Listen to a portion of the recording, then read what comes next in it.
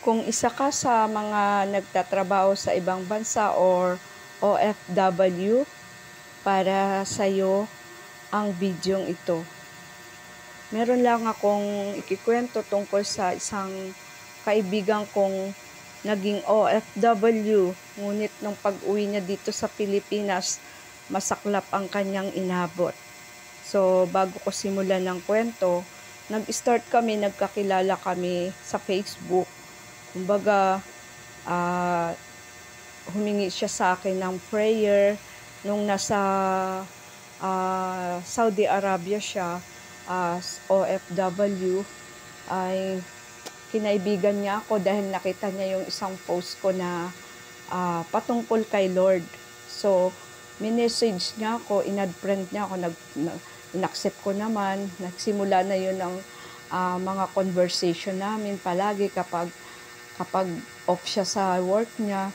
Lagi kaming magka-chat hanggang isang araw, humingi siya sa akin ng prayer na nagkasakit nga raw siya doon at pinakita niya yung mga video, picture na sumuka siya ng dugo, na humingi siya ng tulong sa akin kung may maitutulong daw ako na para mapauwi siya ng maagap. Pero sabi ko kasi, wala man akong alam talaga sa mga ganon. Guys, ito tunay na nangyari to, true to life story. Kwento ko to sa inyo hindi para i-down yung tao. Kwento ko to sa inyo para maging stepping stone nyo at saka maging halimbawa na makontento na tayo kung anong meron. So, yun nga, humingi siya sa akin ng tulong, pero ang sabi ko sa kanya, wala akong maitutulong tungkol sa mga ganyan dahil wala talaga akong alam, hindi ko alam kung kanino lalapit. Tsaka, nag-work ako noon, malaking kabawasan sa akin yung oras, araw, kung hindi ako magtatrabaho, hindi ako kakain.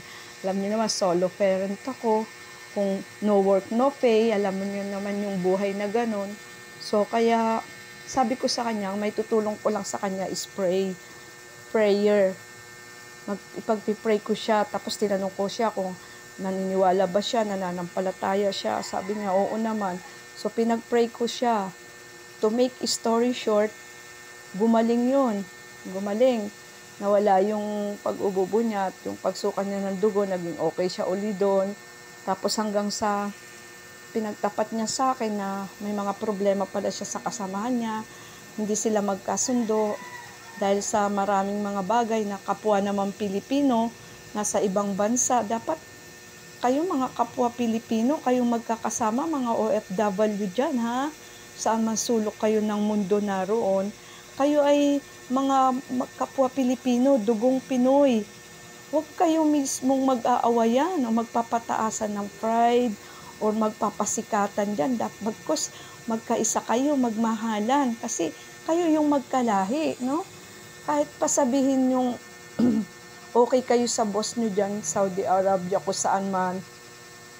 Marami tayong kaibigan dyan. Shout out nga pala sa mga OFW nating mga kaibigan mula sa Korea, Hong Kong, Saudi Arabia, New Zealand, Singapore, Malaysia, Australia, Canada, Alaska, di ba? Sa buong pinapakinggan, napapanood tayo, pinapakinggan nyo yung aking tinig. So, shout out sa lahat ng OFW na nagsisikap, iniwan ng pamilya, iniwan ng anak, para mag-alaga rin ng ibang pamilya o ng ibang anak, para lang maibigay ang magandang kinabukasan sa kanyang sariling pamilya, sa kanyang mga anak. So, yung gaya nga ng sabi ko, eto, nagsusumbong siya sa akin, mga kasamahan niya sa trabaho, hindi niya kasundo. Hindi ko na inaalam kasi hindi ko naman talaga ugali yung mag-urirat, basta ang sa akin lang, makikinig lang ako para makarelease siya, makabawas sa bigat na nararamdaman niya. Hindi na ako nagbibitaw ng kung anong salita na makadadagdag pa sa bigat ng kanyang dinadala. So nakikinig lang ako, yun nga, kwento niya.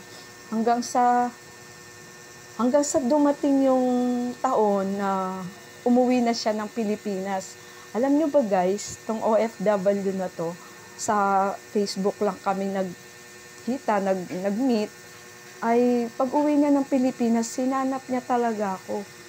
At alam niyo kung ano yung siguro yung sa sobrang, malaking naitulong ko sa kanya, yung pakikinig ko 'pag may problema siya, 'pag nasa time na down siya, at 'pag may sakit siya, ako lagi yung china-chat niya, sa'kin siya humihingi ng mga advice.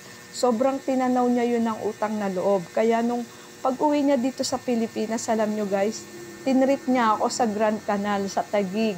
Masyal kami doon, kumain kami sa labas, yun hanggang naging close kami.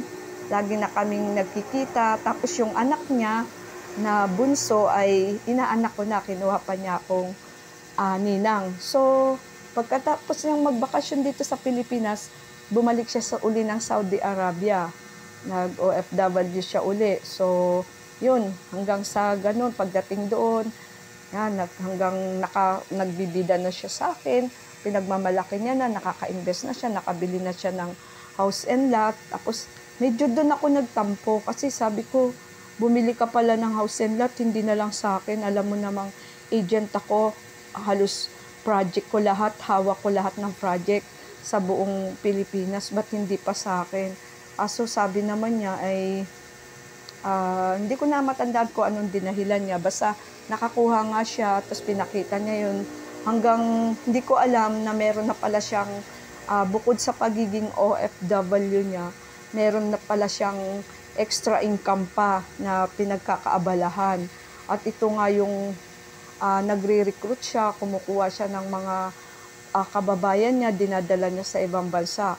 Tapos kumikita siya sa ganun hanggang ini-encourage niya rin ako. Sabi niya na gawin ko rin daw yung ginagawa niya at malaking bagay din daw. Pinapakita pa nga niya yung mga income niya eh. Pero anong sabi ko, kontento na ako kung anong meron. Kung anong meron ako, pinagkakasya ko yan. At yun nga, hanggang hindi niya ako nadala, tapos pinayuhan ko siya. Tigilan mo na yan kasi illegal yan. Masama, hindi maganda ang kahihinatnan mo. Pero dahil nasilaw siya sa kitaan, nakabili nga naman siya ng mga lupa't bahay, lupa na paupahan niya. Ito na guys, nung muli bumalik siya dito sa Pilipinas, natapos ang kontrata niya sa Saudi Arabia, bumalik siya dito sa Pilipinas. So meet kami uli, para na kaming best friend, close friend na kami, parang kapatid na yung turing niya sa akin, ganun din ako sa kanya, tiwala na. Dinadala niya na ako, saan ako pumunta.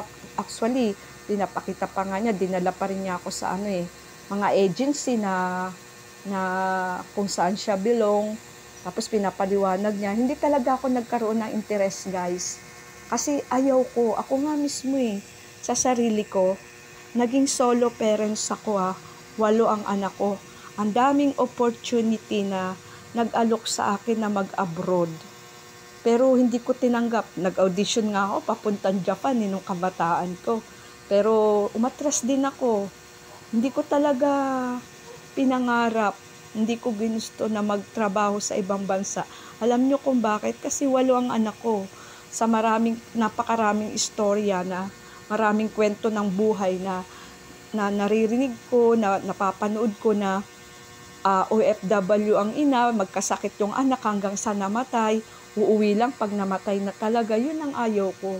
Yung gusto ko talaga noon, kung kahit saan man ako sulok ng Pilipinas, pag sinabing kailangan ako ng anak ko sa tabi nila, dapat nandun ako. Yun yung naging goal ko. At saka, to God be the glory. Sa Diyos lahat ng papuri. At ganun nga ang nangyayari. Pag may problema mga anak ko, nandyan ako kaagad. Hindi tulad pag nasa abroad, may pera ka nga na ibibigay mo sa kanila.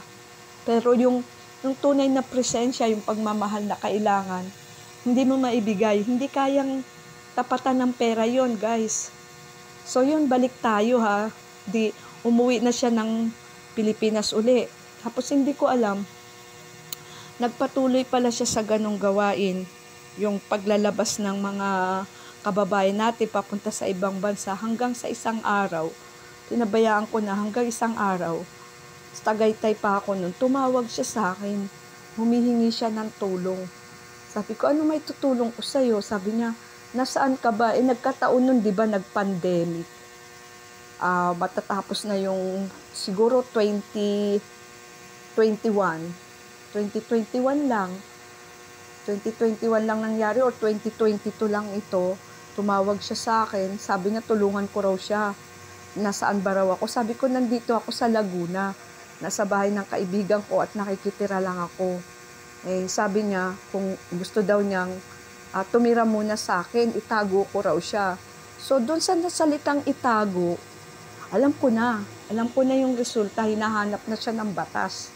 Makukulong na siya. Kasi illegal yung kanyang ginagawa eh. Nasilaw siya sa kitaang ganon. So, inano ko siya, sabi ko, ako nga nakikitira lang dito. Hindi kita matutulungan sa bagay na yan. So, parang nagtampo siguro siya, binabaan niya na lang ako ng phone, hanggang sa tumawag na lang yung isang kumari ko, na naging kumari ko nga dahil sa anak niya, na taga doon din sa kanila na, yun nga guys, nakulong. Nahuli siya. Kaya payo ko sa inyo mga OFW, nagpapagod lang rin naman kayo, nagpapakahirap, nagsasakripisyo, iniwan nyo, di ba yung goal nyo bago kayo pumunta dyan, para sa pamilya nyo. So, gawin nyo na yung mas mabuti.